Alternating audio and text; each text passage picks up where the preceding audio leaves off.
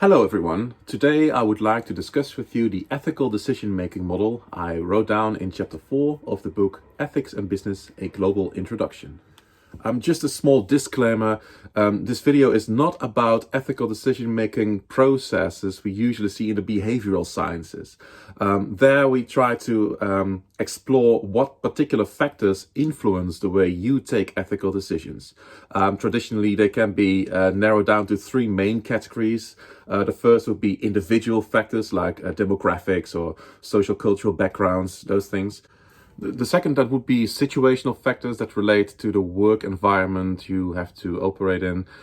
Could be, for instance, the way you are rewarded, what way people deal with hierarchy, and so forth. So the third group would be factors that relate to the ethical dilemma in its own right.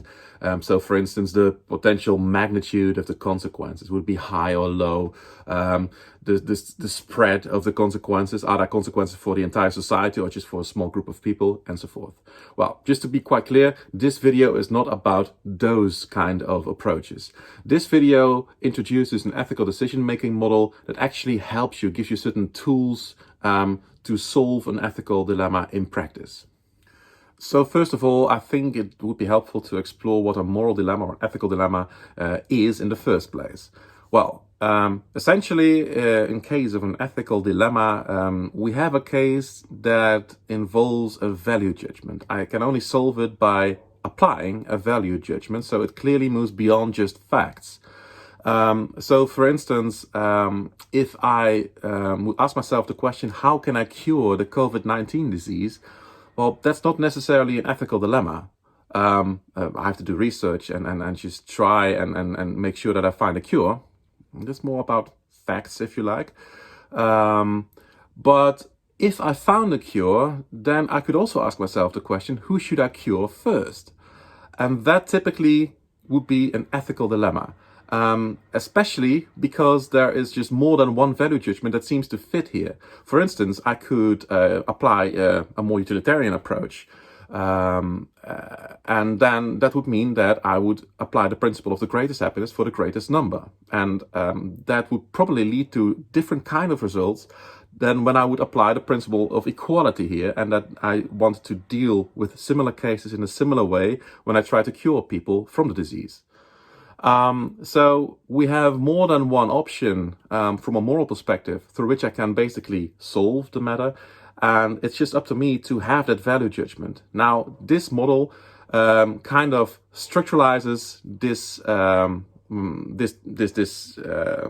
problem for you, and based on that, I hope it's easy for you to actually take an ethical decision. So, step one would be to basically formulate a moral question. And there are a couple of rules of thumb, if you like, to do this in a proper way. First of all, make sure that the moral question is formulated in an open manner, not in a closed manner. So if I can answer the question with yes or no, it's not much of a real moral dilemma. And if in the question in itself I can already find the solution to the question, then why bother going through 4 steps in the first place? Just make sure that it's an honest, true question you ask yourself. So, for instance, if I find a cure to the COVID-19 disease, who should I cure first? Question mark. That is typically an open question. It would be different if I would say, should I cure elderly people first or younger people first? That's kind of a closed question because there are only 2 potential answers to that question. Or wouldn't it be better to cure older people first? Question mark.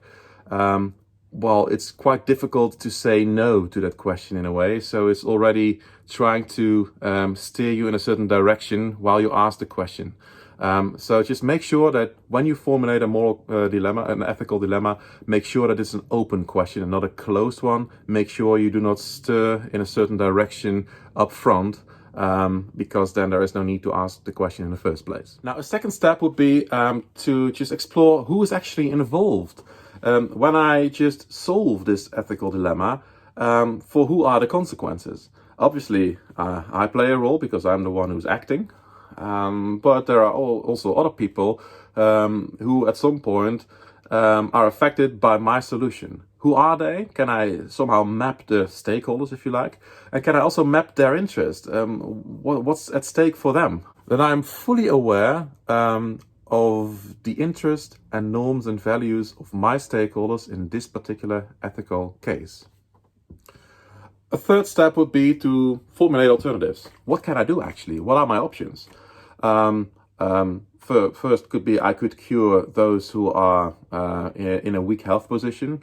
Another option would be I can just randomly cure those people who are willing to get a vaccine, for instance. Maybe a third option would be that I cure those who are aged 65 plus, and then will come the rest. Something like that. And then I've formulated 3 particular alternatives.